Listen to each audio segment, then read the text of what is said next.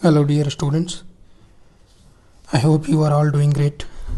और आपने पिछले लेक्चर सारे फॉलो किए हुए हैं। आज हम लोग पढ़ेंगे प्रॉपर्टीज ऑफ डिटर्मिनेंट के बारे में।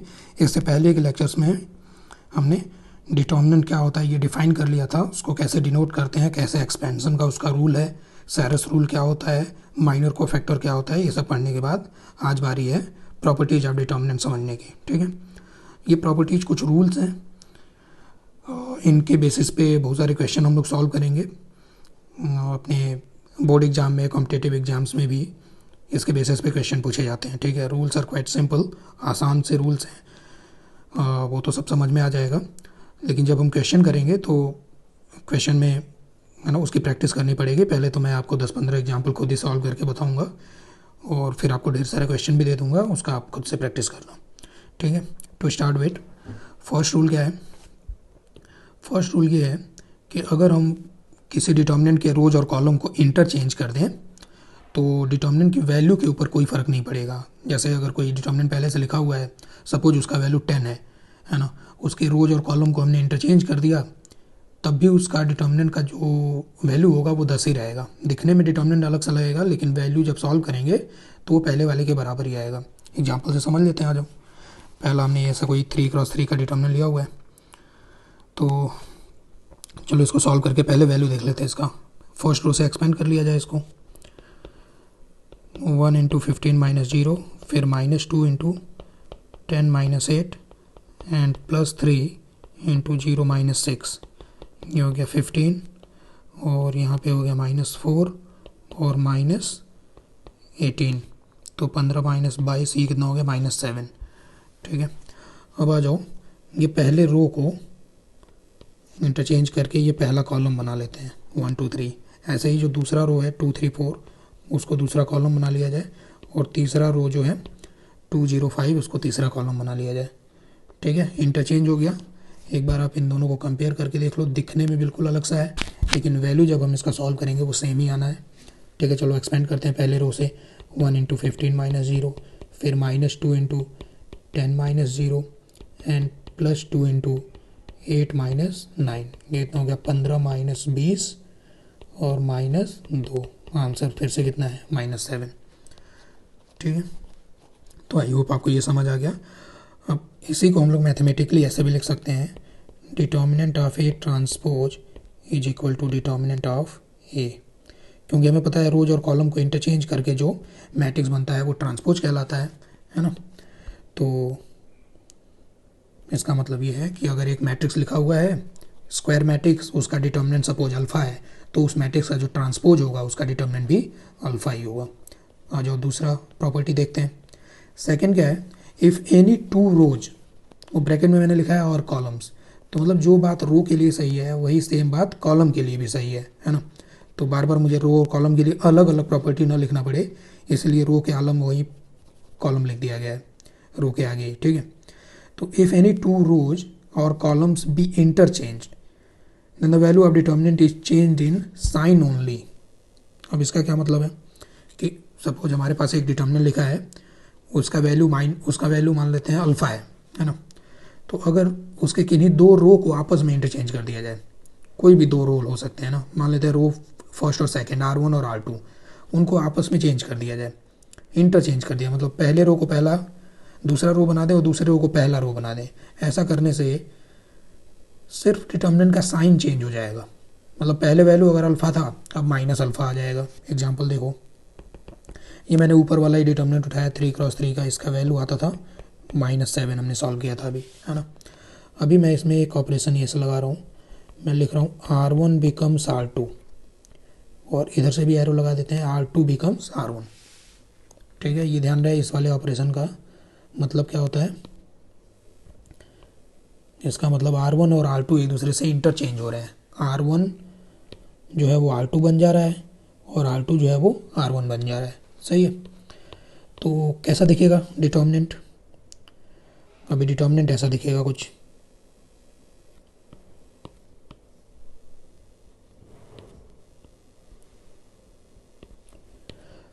अब 2 3 4 जो दूसरा रो था वो पहला बन गया, और पहला जो 1 2 3 था वो दूसरा बन गया।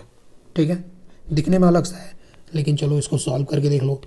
2 into 10 minus 0 minus 3 into 5 minus 6 and plus 4 into 0 minus 4। क्या आंसर है देखो 20 और यहाँ पर प्लस 3 और माइनस 16। 23 minus 16 is what 7। तो क्या बोला था हमने कि साइन चेंज हो जाएगा, पहले -7 आंसर था, अब क्या हो गया 7 हो गया। बात समझ में आया। अब ये सिर्फ रो के लिए नहीं, ये कॉलम के लिए भी सही है। अगर हम मान लो C1 बिकम C3 कर देते एंड C3 बिकम C1 कर देते, C1 और C3 को आपस में क्या कर देते, इंटरचेंज कर देते, तब भी जो है डिटर्मिनेंट का आंसर क्या आता 7 आता, क्योंकि पहले क्या था -7 था। बात समझ में आया। अच्छा अभी दो इंटरचेंज कर दे, जैसे मान लो ये वाले डिटर्मिनेंट में एक इंटरचेंज हुआ है, R1 को R2 बना दिया गया और R2 को R1 बना दिया गया। अब मान लो ये वाला जो डिटर्मिनेंट है, ये वाले में, इस वाले डिटर्मिनेंट में एक इंटरचेंज और कर दें हम यहाँ पे, मान लो कॉलम का इंटरचेंज कर दे, C1 become C3 and C3 become C1। तो ये जो आंसर जो अभी 7 आ रहा है, अब वो क्या आने लगेगा -7 आने लगेगा। मतलब एक इंटरचेंज करने पे एक माइनस आ जाएगा, दो इंटरचेंज करने पे दो माइनस आएंगे, तो वो दोनों माइनस मिलके क्या बन जाएंगे, प्लस बन जाएंगे। सही है। आज वो देखते हैं थर्ड प्रॉपर्टी क्या है। थर्ड प्रॉपर्टी सबसे आसान वाली प्रॉपर्टी है। बोल रहे हैं कि अगर किसी डिटर्मिनेंट का, किसी एक रो का या किसी एक कॉलम के सारे एलिमेंट ही क्या हो गए, 0 हो गए, तो डिटर्मिनेंट का वैल्यू 0 हो जाएगा, फिर उसको सॉल्व करने की ज़रूरत भी नहीं है। ठीक है, बहुत आसान है यार। अगर मान लेते हैं कि पहले रो में 0 0 0 ही लिखा है, तो जब मैं इसको फर्स्ट रो से एक्सपेंड करने जाऊंगा तो 0 into something minus 0 into something plus 0 into something, तो फाइनल आंसर हमेशा क्या आएगा, 0 आएगा। आपको ये सोच रहा होगा कि सर अगर फर्स्ट रो में ना होकर अगर मैं थर्ड कॉलम में 0 0 लिखूं, अगर यहाँ 0 0 लिख दें इधर, तो तुम्हें पता है पिछले वाले लेक्चर से कि डिटर्मिनेंट को तो हम लोग किसी भी कॉलम से या किसी भी रो से एक्सपेंड कर सकते हैं। तो ऐसे में अगर हम इसको C3 से एक्सपेंड करने जाएं तब भी यही सिचुएशन बनेगा, 0 इंटू समथिंग माइनस 0, क्योंकि यहाँ पे साइन स्कीम ऐसे चलता है, प्लस माइनस प्लस का। बात समझ में आ रहा है। तो किसी भी रो या किसी भी एक कॉलम, कम से कम एक है ना, अब एक से ज़्यादा हो जाए, मान लो यहाँ भी 0 हो जाए तो भी कोई दिक्कत नहीं है, तब भी आंसर 0 आएगा। तो किसी एक रो या एक कॉलम के सारे एलिमेंट अगर 0 हो गए तो डिटर्मिनेंट का आंसर 0 हो जाएगा। ठीक है। फोर्थ प्रॉपर्टी देखो, फोर्थ प्रॉपर्टी ये बोल रहा है कि अगर किसी डिटर्मिनेंट के दो रोज या दो कॉलम, देखो जो बात रो के लिए सही है वही बात कॉलम के लिए भी सही है, तो सेपरेट सेपरेट ना लिख के एक ही साथ लिखा हुआ है ना, तो ये बात समझते चलना। किसी डिटर्मिनेंट के कोई भी दो रो इक्वल हो जाए, इक्वल होने का मतलब कि एलिमेंट आपस में इक्वल, करस्पॉन्डिंग एलिमेंट इक्वल हो जाए, या फिर प्रोपोर्शनल हो जाए, प्रोपोर्शनल का मतलब सेम रेशियो में हो जाए, तब भी जो है डिटर्मिनेंट का वैल्यू 0 आएगा। क्या मतलब है इसका, देखो ये मान लेते हैं 1 2 3 लिखा है इधर पहला रो, अब मैं यहाँ लिख रहा हूँ 2 4 6। अगर तुम ध्यान से देखो, या चलो पहले इक्वल वाला एग्जांपल ले लेते हैं। अगर यहाँ पर दूसरा रो भी मैंने 1 2 3 लिख दिया, फिर मैं चाहे इधर थर्ड रो में जो मर्जी लिख दूँ, x y z लिख दिया मैंने, इस वाले डिटर्मिनेंट का आंसर 0 आएगा। चलो करके देखो सॉल्व। पहले रो से एक्सपेंड किया तो 1 into 2z minus 3y minus 2 into z minus 3x and plus 3 into y minus 2z। देखो 2z और 2z कैंसिल हो गया, 3y और माइनस का 3y ये कैंसिल हो गया, और यहाँ पे प्लस का 6x और यहाँ माइनस का 6, सॉरी एक मिनट, 2z प्लस का 2z माइनस का कैंसिल हो गया। अच्छा ये आखिरी में मैंने गलत लिख दिया, यहाँ पे ये x है। ठीक है, यहाँ पे माइनस का 3y और प्लस का 3y कैंसिल हो गया, और यहाँ माइनस का 6x यहाँ प्लस के 6x के साथ कैंसिल हो गया, आंसर क्या आ गया 0। तो कोई भी दो रो सेम हो जाए, अभी तो फिलहाल मैंने R1 और R2 को सेम रखा है, ठीक है ना, R1 R3 सेम हो जाए या R2 R3 सेम हो जाए तो आंसर जो है वो 0 हो जाएगा। और यही बात कॉलम के लिए भी सही है। ये तो इक्वल वाला एग्जांपल हो गया। इक्वल ना हो गया अगर प्रोपोर्शनल होता, जैसे मान लो यहाँ पे 1 2 3 लिखा है या 1 2 4 हो गया, मान लो यहाँ पे मैंने लिखा अल्फ़ा 2 अल्फ़ा 4 अल्फ़ा। अब देखो ध्यान से R1 और R2 क्या है, प्रोपोर्शनल है, सेम नहीं है, है ना।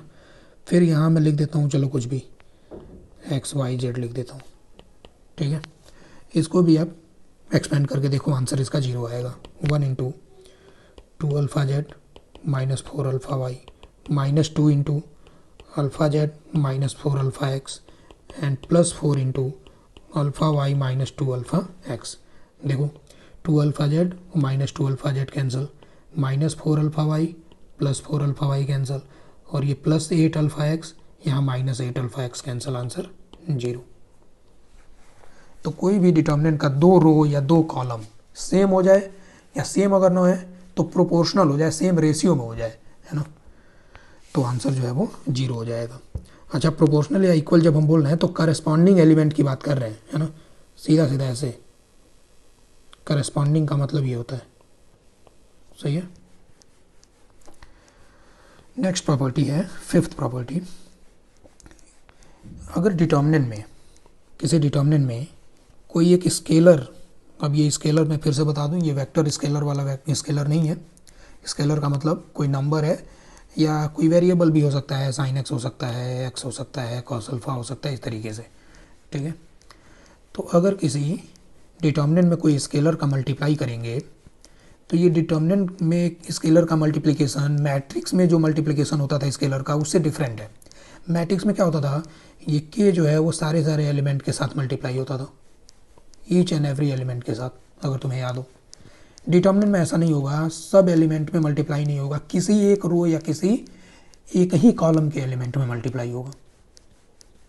पढ़ो क्या लिखा है, if you multiply any scalar के into a determinant it gets multiply, it माने that scalar gets multiplied into all the elements of any one row या फिर कॉलम, किसी एक में, सब में नहीं, ठीक है। तो ये थोड़ा डिफरेंट है, स्केलर मल्टीप्लिकेशन मैट्रिक्स मल्टीप्लिकेशन से थोड़ा डिफरेंट है, ओके। अब देखो इसको थोड़ा और आगे डिस्कस किया जाए। जैसे यहाँ जो मैंने एग्जांपल उठाया है, इसमें ये जो के स्केलर है इसका मल्टीप्लिकेशन मैंने कहाँ किया, पहले वाले रो में कर दिया, पहले रो के एलिमेंट्स में। क्वेश्चन की डिमांड के अनुसार, क्वेश्चन की ज़रूरत के अनुसार मैं चाहूँ तो इसको फर्स्ट कॉलम में भी मल्टीप्लाई कर सकता हूँ, लेकिन ध्यान रहे किसी एक ही जगह होगा। ये ऐसे भी हो सकता है, ये दोनों दिखने में आपको बिल्कुल डिफरेंट लग रहे होंगे लेकिन ये दोनों का वैल्यू क्या है, सेम है, ठीक है। अब कोई सोच रहा होगा कि क्या इसको हम लोग फर्स्ट कॉलम के अलावा क्या सेकंड में भी कर सकते थे, बिल्कुल कर सकते थे, लेकिन फर्स्ट एंड सेकंड दोनों में एक साथ नहीं होगा, ठीक है ना, किसी एक ही में होगा। अब या तो आप पहले में करो, दूसरे में करो, तीसरे में करो, चाहे रो में करो चाहे कॉलम में करो, लेकिन एक ही में करना है, ठीक है। ये प्रॉपर्टी, अब इसको रिवर्स देखो, इसको रिवर्स समझो, ठीक है। अगर ये वाला चीज़ कहीं पे लिखा हुआ है और जैसे ही हमें दिखा कि किसी एक रो में, जैसे पहले रो में यहाँ पर मुझे एक कॉमन फैक्टर के दिखाई दे रहा है, तो आई कैन टेक के एज कॉमन, मैं के को ऐसा कॉमन निकाल सकता हूँ बाहर। इसको ऐसे समझना, इधर से उल्टा देखो तो तुम्हें कॉमन लेना समझ आएगा कि डिटर्मिनेंट से कोई चीज़ कॉमन कैसे लेते हैं, ठीक है। अगर इसकी बात करूँ मैं तो यहाँ पर जैसे मुझे नज़र आया कि एक कॉमन फैक्टर मुझे दूसरे कॉलम के तीनों एलिमेंट में मुझे एक कॉमन फैक्टर के दिखाई दे रहा है, तो again I can take this K as common. इस के को मैं फिर से कॉमन ले सकता हूँ यहाँ से। मैट्रिक्स में क्या होता था, मैट्रिक्स में जब तक मैट्रिक्स के सारे एलिमेंट्स में कोई कॉमन फैक्टर नहीं दिख रहा है तब तक हम उसको कॉमन नहीं निकाल सकते, लेकिन डिटर्मिनेंट में किसी एक रो या किसी एक कॉलम में भी दिख गया तो उसको कॉमन निकाला जा सकता है, ठीक है। एग्जाम्पल से समझ लेते हैं। जैसे ये एक 3x3 का एक मैट्रिक्स लिखा हुआ है। अब इसको वैसे तो हम लोग एक्सपेंड भी कर सकते हैं पहले रो से, लेकिन अगर मुझे दिख रहा है कि पहले रो में क्या क्या एलिमेंट 32, 24 और 16, तो इसमें 8 कॉमन है, तो कहीं ना कहीं अगर हम 8 कॉमन निकाल लें तो जो एलिमेंट होंगे वो छोटे हो जाएंगे, छोटे हो जाएंगे तो उनको मैनिपुलेट करना, कैलकुलेट करना, मल्टीप्लाई करना, ये सब हमारे लिए थोड़ा आसान हो जाएगा, है ना। तो अगर मैं पहले वाले रो से 8 कॉमन निकाल लूँ तो अब बचेगा यहाँ पे 4, 3 और यहाँ पे 2, फिर यहाँ पे हो गया 8, 4, 5 -1, 0 और 2, ठीक है। अब हम इसको एक्सपेंड कर सकते हैं। तो चलो अब इसको पहले रो से हमने क्या कर लिया, एक्सपेंड कर लिया फर्स्ट रो से। तो लिखेंगे 4 इंटू 8 माइनस 0, फिर -3 into 16 plus 5 21 and +2 into 0 minus of -4 that is +4। तो क्या आंसर आएगा, ये हो गया 32 माइनस 63 और +8। अब इसको सॉल्व कर लेना, ये फिर भी आसान है हमारे लिए। ठीक है, तो स्केलर मल्टीप्लिकेशन हमने समझा मैट्रिक्स में, और डिटर्मिनेंट में कैसे होता है, उन दोनों में क्या अंतर है। Again I am repeating, matrix के सारे एलिमेंट में मल्टीप्लाई होता है, डिटर्मिनेंट के सिर्फ किसी एक रो या किसी एक कॉलम के एलिमेंट में मल्टीप्लाई होगा। The next property is addition of determinants. अब ये एडिशन ऑफ डिटर्मिनेंट भी मैट्रिक्स एडिशन से डिफरेंट है। मैट्रिक्स के एडिशन में unless otherwise the order of या फिर the size of matrix is not same, we can't add those two matrices. But determinant के केस में ऐसा नहीं है। अभी मान लो मेरे पास 1 2 3 4 एक ये डिटर्मिनेंट लिखा है, और सपोज एक 3x3 का डिटर्मिनेंट लिखा है।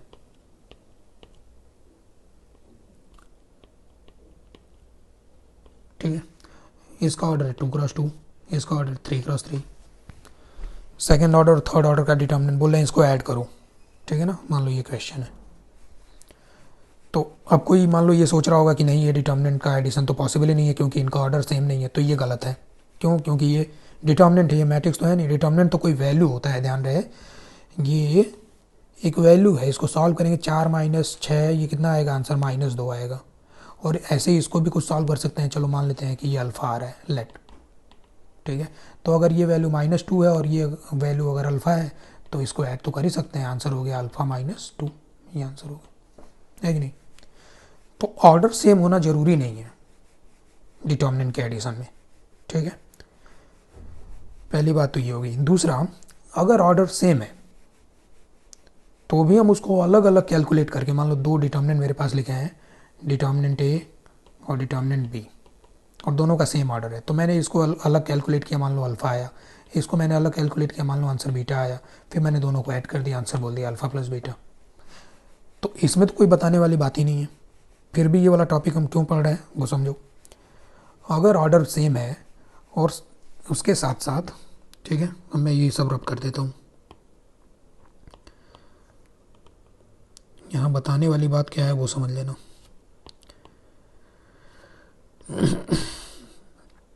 अगर 2 डिटर्मिनेंट का ऑर्डर सेम है, ऑर्डर सेम होने के साथ साथ मान लेते हैं कि ये पहला कॉलम और दूसरा, मतलब दोनों डिटर्मिनेंट का दूसरा कॉलम और दोनों डिटर्मिनेंट का ये जो तीसरा कॉलम है, ये दोनों अगर तुम ध्यान से देखो तो ये दोनों एग्जैक्टली सेम लिखे हुए हैं। दोनों डिटर्मिनेंट्स में डिफरेंस क्या है, तो डिफरेंस सिर्फ पहले कॉलम का है। तो अगर ऐसा है, सिर्फ पहले कॉलम का डिफरेंस है, बाकी दोनों कॉलम सेम लिखे हुए हैं। ठीक है, तो अगर ऐसा है तो इन डिटर्मिनेंट को डायरेक्टली ऐड किया जा सकता है। वो डायरेक्टली ऐड करने का क्या तरीका है कि जो कॉलम सेम है, रिजल्ट में वो कॉलम भी एज इट इज लिखा जाएगा। ये दिख रहा है, जब हम दोनों डिटर्मिनेंट को ऐड करेंगे तो जो दोनों कॉलम सेम थे उनको एज इट इज लिख दिया, और जो डिफरेंट था सिर्फ डिफरेंट वाला आपस में क्या हो गया है, ऐड हो गया। अगर तुम देखो ध्यान से, ये रूल है।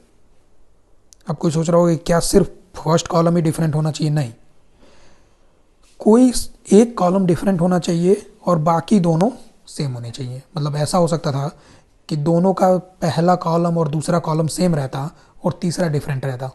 तो जब हम इनको जोड़ते तो वो जो एडिशन वाला मैट्रिक्स आता उसमें भी पहला और दूसरा सेम ही रहता, सिर्फ थर्ड जो डिफरेंट है वो आपस में ऐड हो जाता।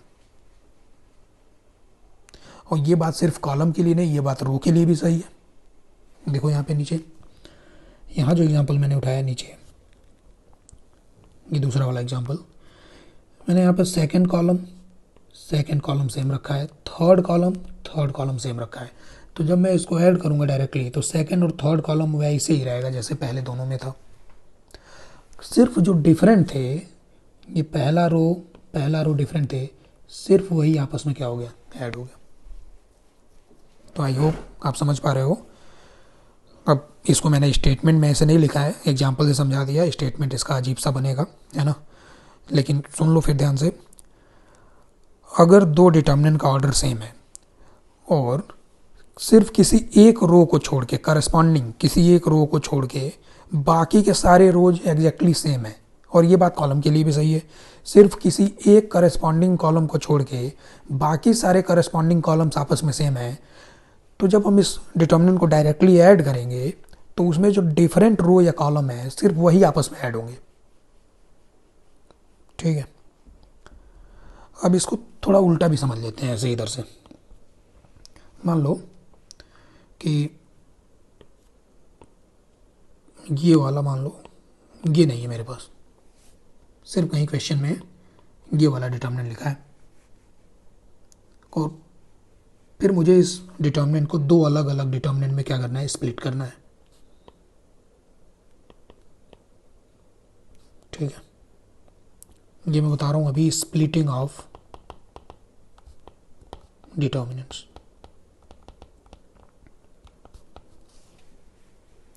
तो अब यहाँ पे मुझे दिख रहा है कि पहले रो में दो दो एलिमेंट दिख रहे हैं। ठीक है, दूसरा रो तीसरा रो मान लो मुझे सेम रखना है, तो मैं इसको ऐसे लिख सकता हूँ A2 B2 C2 A3 B3 C3, पहले डिटर्मिनेंट में भी और दूसरे डिटर्मिनेंट में भी, दोनों में इसको ऐसे लिख दिया, और यहाँ पे मैंने A1 B1 C1 लिख दिया, यहाँ पे अल्फ़ा 1 बीटा 1 और गामा 1 लिख दिया। तो यहाँ से स्प्लिटिंग ऑफ डिटर्मिनेंट भी समझ में आ जाना चाहिए आपको। ठीक है, ये हो गया डिटर्मिनेंट का एडिशन और उसकी स्प्लिटिंग। तो आपने देखा यहाँ पे डिटर्मिनेंट का एडिशन भी मैट्रिक्स के एडिशन से क्या है, थोड़ा सा डिफरेंट है। अब कोई ये सोच रहा होगा, किसी के दिमाग में ये बात आ रही होगी कि क्या होगा अगर सारे कुछ सेम ही ना हो, सब कुछ अलग हो। मान लेते हैं ये कुछ ऐसा, यहाँ मान लेते हैं कोई ABCDEF, और क्या मान ले, कुछ मान लो 1 2 3। सही है, अब ये दो अलग अलग डिटर्मिनेंट हैं, और ये जितने भी मैंने एलिमेंट यहाँ पे लिख रखे हैं, 9 एलिमेंट यहाँ पे और 9 एलिमेंट यहाँ पे, इनमें से कोई भी आपस में सेम नहीं है। ठीक है ना, तो कोई भी रो या कोई भी कॉलम ऐसा सेम नहीं है। तो फिर अब कोई बोलेगा कि सर अब इसको कैसे ऐड करेंगे, तो भैया अब इसको ऐड करने का ऐसा कोई डायरेक्टली मेथड नहीं है। इसको ऐड करने के लिए तो फिर मुझे इसको अलग से सॉल्व करना पड़ेगा। मान लेते हैं मैंने इसको सॉल्व किया और आंसर आ गया, सपोज आंसर आ गया W, और मैंने इसको अलग से सॉल्व किया और इसका आंसर आ गया, सपोज आंसर आ गया कोई Y, नहीं Y तो उधर ले लिया ना, कुछ और मान लो, कुछ आ गया T आ गया। ठीक है, तो बस ऐड हो गया, ऐड करके इसको W प्लस क्या लिख दिया मैंने, W प्लस T लिख दिया। ठीक है, ये तो जो एडिशन तुम्हें बताया गया है, ये अगर किसी एक रो या किसी एक करस्पॉन्डिंग कॉलम के अलावा अगर बाकी सब कुछ सेम है, तो फिर वो ऐसे डिटर्मिनेंट को ऐड करने का डायरेक्टली क्या मेथड है, वो मैंने ये वाली प्रॉपर्टी में समझाया है। ठीक है, आई होप आपको समझ आया। नहीं आया तो आप बार बार रिपीट करके वीडियो देखिए, और फिर जब इसका एग्जाम्पल लेंगे तो और बात क्लियर हो जाएगी। आगे 7th प्रॉपर्टी, और ये सबसे मोस्ट इम्पॉर्टेंट प्रॉपर्टी है। मोस्ट इम्पॉर्टेंट बोले या मोस्टली यूज्ड, है ना, वेरी मोस्ट फ्रीक्वेंटली यूज्ड, सबसे ज़्यादा हम लोग ये वाली प्रॉपर्टी का यूज करेंगे। अब क्या लिखा हुआ है वो तो चलो पढ़ लेते हैं एक बार। इधर लिखा है कि अगर हम किसी एक रो में कोई भी एक नंबर मल्टीप्लाई कर दें, अब जब मैं ये बोल रहा हूँ कि मैं रो में कोई नंबर मल्टीप्लाई कर रहा हूँ, तो अब इसलिए रो में नहीं, रो के एलिमेंट में मल्टीप्लाई कर रहा हूँ। ठीक है, अगर किसी रो के एलिमेंट्स में कोई भी एक नंबर मल्टीप्लाई करके और उसको किसी दूसरे रो में जोड़ दें या किसी दूसरे रो से घटा दें, ठीक है, डिटर्मिनेंट की वैल्यू पे कोई फ़र्क ही नहीं पड़ेगा, डिटर्मिनेंट की value as it is same रहेगी। ये सबसे इंपॉर्टेंट प्रॉपर्टी है, और ये रो के साथ साथ ब्रैकेट में मैंने यहाँ पे कॉलम भी लिख दिया है, तो इसका मतलब जो बात रो के लिए सही है वही बात कॉलम के लिए भी सही है। ठीक है, अब देखो भैया इसको एग्जांपल से, स्टेटमेंट से तो कुछ समझ आएगा नहीं। दूसरे वर्ड्स में, इन अदर वर्ड्स, थोड़ा मैथमेटिकल फॉर्म में यही वाली बात यहाँ पे नीचे लिखी है। अब ये वाली बात का क्या मतलब है, देखो यहाँ पे इसको पहले पढ़ेंगे कैसे। इसको पढ़ेंगे are I becomes are I plus alpha times R J, ये इसको ऐसे पढ़ेंगे।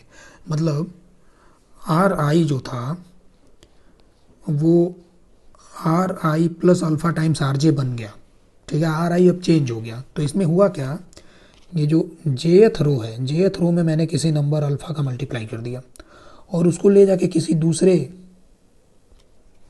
आईएथ रो में ऐड कर दिया, और फिर मैंने ये लिखा हुआ है ब्रैकेट में कि आई और जे बराबर नहीं है, ठीक है। किसी दूसरे रो में ले जाके उसको जोड़ना है। तो ऐसा करने से वो दूसरा रो तो चेंज हो जाएगा, बिल्कुल सही बात है, लेकिन डिटर्मिनेंट का वैल्यू चेंज नहीं होगा। एग्जाम्पल देखो, देखो ये वही 3x3 का एग्जाम्पल है जो हम लोग स्टार्टिंग से लेके चल रहे हैं। क्या आंसर है इसका, -7। अब चलो, ये पहला ऑपरेशन मैंने इस पर किया, इसका मतलब क्या है, R1 बिकम्स R1 माइनस, कैसे रीड करेंगे इसको वो मैं लिख रहा हूँ, R1 becomes R1 minus 3 times R2। इसका मतलब ये है कि सेकेंड रो में 3 का मल्टीप्लाई करके पहले रो से उसको घटा दिया गया है, और चेंज क्या हो रहा है, ये जो लेफ्ट हैंड साइड में जो लिखा रहता है R1 वो चेंज होता है, ठीक है। तो ये करने के बाद ये डिटर्मिनेंट कैसा दिखेगा वो मैं लिख रहा हूँ यहाँ पे। क्या चेंज हो रहा है, R1 चेंज हो रहा है, इसका मतलब R2 तो जो पहले है वही रहेगा, R3 जो पहले है वही रहेगा, R1 चेंज हो रहा है, ये चेंज हो रहा है। कैसे चेंज हो रहा है, तो हमने पहले R2 में 3 का मल्टीप्लाई किया है और उसको R1 में से घटाया है। मतलब यहाँ देखो, इसमें 3 का मल्टीप्लाई हुआ और ये 1 में से उसको सब्ट्रैक्ट किया गया, ठीक है। तो क्या आंसर आएगा यहाँ पे, और सारा काम करस्पॉन्डिंग करना है, ये नहीं मतलब कि यहाँ 3 का मल्टीप्लाई करें और इसको इसमें से घटा रहे हैं, नहीं ऐसे नहीं, ठीक है ना।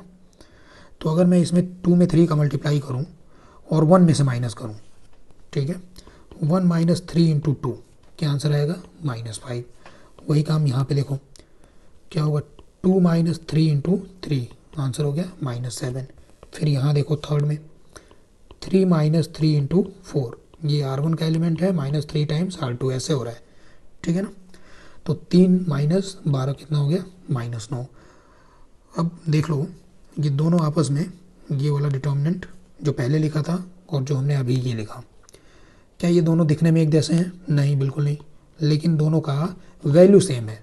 सॉल्व करके देख लेते हैं भाई, -5 into 15 minus 0 plus 7 into 10 minus 8 and -9 into 0 minus 6, ये हो गया -75 प्लस 14 एंड प्लस 54, ठीक है।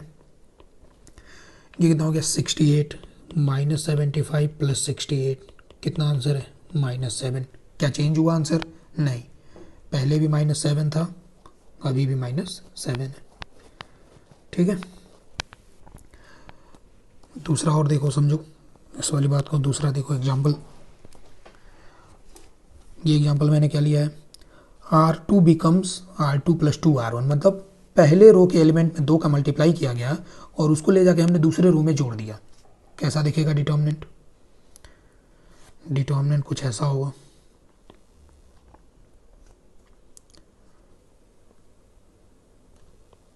चेंज क्या होगा इसमें, दूसरा रो, पहला रो चेंज होगा क्या, नहीं, 1 2 3। तीसरा चेंज होगा क्या, नहीं, 2 0 5।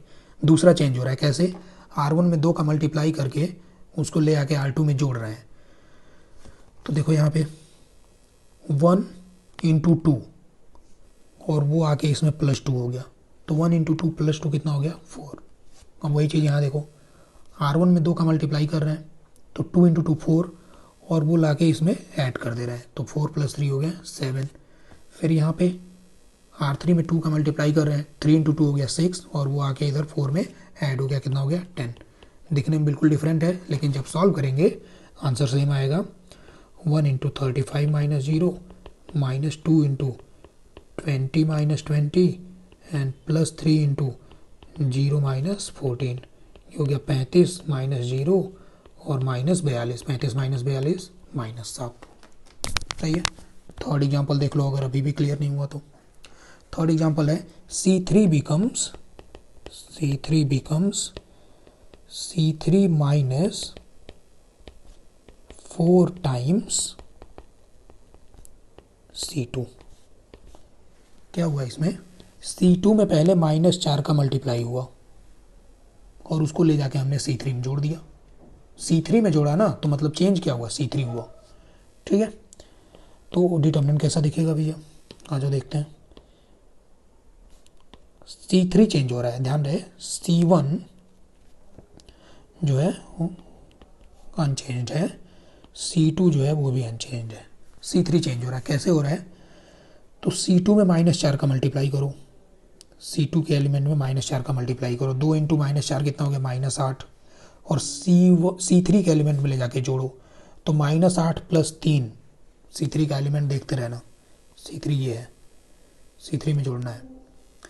ठीक है, तो 2 इंटू -4 प्लस 3 कितना हो गया, 2 इंटू -4 और प्लस 3 -5। ठीक है, फिर आगे 3 इंटू -4 -12 और प्लस 4 हो गया -8, और यहाँ पे 0 इंटू -4 0 और 0 प्लस C3 का एलिमेंट 5, 0 प्लस 5 5। सही है, आज भी ये सॉल्व करके देख लेते हैं इसको। वही पहले रो से एक्सपेंड करते हैं, तो 1 माइनस 15 इंटू 0, फिर -2 इंटू 10 प्लस 16 और -5 इंटू 0 -6, ये हो गया 15, और 26 इंटू 2 -52 और यहाँ पे प्लस 30, तो 15 और 30 हो गया 45, -52, आंसर कितना है, -7। ठीक है, आई होप मैंने बहुत एग्जाम्पल ले लिया। फिर से सुन लो ध्यान से। प्रॉपर्टी क्या है, किसी भी एक रो के एलिमेंट में कोई भी एक नंबर मल्टीप्लाई करके उसको ले जाके किसी दूसरे रो के एलिमेंट में जोड़ दें, डिटर्मिनेंट का वैल्यू चेंज नहीं होगा। या फिर ये बात कॉलम के लिए भी सही है, किसी भी एक कॉलम के एलिमेंट में कोई नंबर मल्टीप्लाई करके उसको ले जाके किसी दूसरे कॉलम के एलिमेंट्स में जोड़ दें, तो वो दूसरा कॉलम चेंज तो हो जाएगा लेकिन डिटर्मिनेंट का वैल्यू चेंज नहीं होगा। ठीक है, अब आते हैं 8वीं प्रॉपर्टी पे। 8वीं प्रॉपर्टी ये है कि स्क्यू सिमेट्रिक मैट्रिक्स अगर ऑड ऑर्डर का लिखा हुआ है, ऑड ऑर्डर बोलने का मतलब 3rd order, 5th order, 7th order, 9th order, ये हो गया ऑड ऑर्डर। ऑड ऑर्डर के स्क्यू सिमेट्रिक मैट्रिक्स का डिटर्मिनेंट हमेशा 0 होता है। ठीक, अब इसको मैं वेरीफाई करा सकता हूँ, ऐसे कोई मैट्रिक्स स्क्यू सिमेट्रिक मैट्रिक्स लिख के उसका डिटर्मिनेंट कैलकुलेट करके, जैसे मैंने 3rd ऑर्डर का लिखा 0 0 0, डायगोनल वाले तो 0 होते ही है, पता ही आपको। यहाँ 2 लिखा तो यहाँ -2, यहाँ 3 लिखा तो यहाँ -3, यहाँ मैंने x लिखा तो यहाँ -x। सही है ना, चलो सॉल्व करो ये डिटर्मिनेंट। पहले रो से एक्सपेंड किया, 0 into 0 plus x, -2 into 0 minus 3x, -3 into 2x minus 0, 0 into something 0, ये हो गया +6 -6x, आंसर 0। जबकि यहीं पे अगर 2 क्रॉस 2 का एग्जांपल ले लेते हैं, ये देखो 2 क्रॉस 2 का एक एग्जांपल है स्क्यू सिमेट्रिक मैट्रिक्स, इसका जो डिटर्मिनेंट का वैल्यू है वो 0 नहीं है, वो कितना है, 25 है। तो स्क्यू सिमेट्रिक मैट्रिक्स अगर ऑड ऑर्डर का है, उसके डिटर्मिनेंट का वैल्यू क्या रहेगा, 0 रहेगा। सही है, अब ये तो मैंने एग्जांपल से समझाया, अब इसका प्रूफ क्या है वो भी देख लेते हैं। क्या ये प्रूफ है जो हमने लिखा है, नहीं, सारी प्रॉपर्टीज का मैं प्रूफ नहीं लिखवा रहा हूँ, जो ज़रूरत है जो पूछा जाता है वही लिखवा रहा हूँ। सही है, तो अब आइए इसका प्रूफ देख लेते हैं।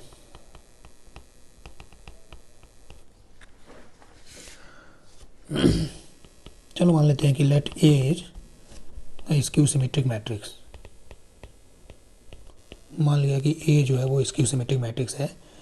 इसका मतलब ये है कि ए ट्रांसपोज जो है वो किसके बराबर है, -a के बराबर है। यही तो क्या होता है, डेफिनेशन होता है। और ऑर्डर इसका मान लेते हैं ऑफ ऑर्डर 2n+1, जहाँ पर n कोई भी एक नेचुरल नंबर मान लिया, सही है ना। तो ये ऑड ऑर्डर का स्क्यू सिमेट्रिक मैट्रिक्स हो गया। अब मुझे ये प्रूफ करना है, टू प्रूफ कि determinant of this thing is what, 0। ये प्रूफ करना है, ठीक है। आ जाओ कर लेते हैं।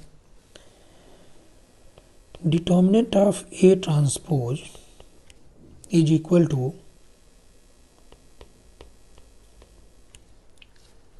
Determinant of -a। क्या ये वाली बात समझ आ रही है क्या? डिटर्मिनेंट ऑफ ए ट्रांसपोज लिया तो ए ट्रांसपोज की जगह पे -a लिख दिया और कुछ नहीं, सही है ना। ए ट्रांसपोज की जगह पे क्या लिख दिया, -a, ठीक है भैया।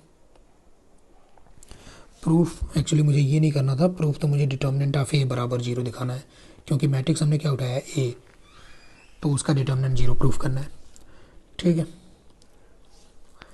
ओके देखो चलो फिर से रीस्टार्ट करो। प्रूफ डिटर्मिनेंट ऑफ ए की जगह पे क्या डिटर्मिनेंट ऑफ ए ट्रांसपोज लिखा जा सकता है, बिल्कुल। ये होगी first property, property 1। Row column interchange किया तो डिटर्मिनेंट चेंज ही नहीं होता है, सही है। अब ये जो ये ट्रांसपोज यहाँ जो बीच में लिखा हुआ है, इसकी जगह पे -a लिख सकता हूँ मैं, सही है। तो ये लिख दिया। अब सोचो डिटर्मिनेंट ऑफ ए का ऑर्डर कितना दिया है, 2n+1, ऑड ऑर्डर है, ठीक है। इसका मतलब ये जो ए मैट्रिक्स है, ये जो ए मैट्रिक्स है, इस ए मैट्रिक्स में ये जो माइनस का साइन है, ये हर एक एलिमेंट में मल्टीप्लाई हो रहा है, क्योंकि जो -1 मल्टीप्लाई करेंगे मैट्रिक्स में तो सारे एलिमेंट में मल्टीप्लाई होगा। लेकिन जब डिटर्मिनेंट उसका लेंगे तो डिटर्मिनेंट से तो हर एक रो से हम लोग कॉमन निकाल सकते हैं। अब ए में कितने रोज हैं, ए है 2n+1 रोज, सही है ना, क्योंकि ऑड ऑर्डर है तो ऑड नंबर ऑफ रोज होंगे और ऑड नंबर ऑफ कॉलम होंगे। तो हर एक रो से अगर ये माइनस मैंने कॉमन निकाला तो कितनी बार ये माइनस कॉमन आएगा, -1 का पावर 2n+1, सही है। अंदर क्या रह जाएगा, डिटर्मिनेंट है। और -1 का ऑड पावर तो माइनस होता है। अब क्या आया फाइनली मेरे पास, डिटर्मिनेंट ए बराबर माइनस टाइम डिटर्मिनेंट ए, या फिर 2 टाइम डिटर्मिनेंट ए बराबर 0, या फिर डिटर्मिनेंट ए बराबर 0। ये प्रूव हो गया, सही है। अब यहाँ से देखो एक और चीज़ ऊपर जो भूल गई थी मल्टीप्लिकेशन में, हाँ यहाँ पे यहाँ एक बहुत इंपॉर्टेंट एक फार्मूला बना सकते हैं हम लोग। ये फार्मूला एक है, देखो समझ लो इसको क्या लिखा हुआ है। अगर ये कोई स्क्वायर मैट्रिक्स है n ऑर्डर का, तो k टाइम्स, जहाँ पर k कोई स्केलर है, k यानी स्केलर, k टाइम्स a का जो डिटर्मिनेंट होगा वो determinant of a into k⁻n हो जाएगा। कैसे, इस बात का क्या एक्सप्लेनेशन है देख लो, समझ लो नीचे क्या बोला मैंने। k टाइम्स a का डिटर्मिनेंट बराबर k⁻n into determinant a, where n is order of a matrix का ऑर्डर है। अब इसको ऐसे समझो, देखो x y z p q r a b c, मान लो ये a मैट्रिक्स लिखा हुआ है, तो k टाइम्स a मैट्रिक्स क्या होगा भैया, k टाइम्स a मैट्रिक्स होगा k x k y k z k p k q k r k a k b k c, ये मैट्रिक्स हो गया। अगर मैं इसका डिटर्मिनेंट लूँ, टेकिंग डिटर्मिनेंट बोथ साइड, तो k टाइम्स a का डिटर्मिनेंट बराबर यही वाली पूरी चीज़ आ जाएगी,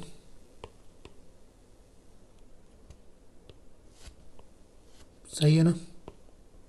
ये मैंने डिटर्मिनेंट ले लिया इसका। अब जैसे ही ये डिटर्मिनेंट दिखा तो तुम्हें दिख रहा है कि फर्स्ट रो में k फैक्टर कॉमन है, सेकंड में भी k कॉमन है, थर्ड में भी k कॉमन है। तो k कितनी बार कॉमन आया, 3 बार ही। 3 बार जब कॉमन आया तो इधर डिटर्मिनेंट साइन के अंदर क्या बचा, अंदर तो भैया यही वाली चीज़ बची है ना, और जब अंदर ये वाला चीज़ बचा तो ये हो गया k पावर 3, और ये जो लिखा है ये तो ए मैट्रिक्स का डिटर्मिनेंट है। तो फाइनली हमने क्या प्रूव किया कि k टाइम्स ए का डिटर्मिनेंट जो है वो k पावर 3 इंटू डिटर्मिनेंट ए है। क्यों? क्योंकि 3 इस वाले जो मैट्रिक्स ए का ऑर्डर था। अब इसी को जनरलाइज कर दें, अगर एन ऑर्डर है तो k इंटू ए का डिटर्मिनेंट बराबर k times n into determinant of A हो जाएगा। सही है, आई होप समझ आया आपको। ओके, कितनी प्रॉपर्टी हो गई थी? 8। ओके, प्रॉपर्टी हो गई सारी, है ना। एग्जाम्पल हम लोग नेक्स्ट वीडियो में देखेंगे।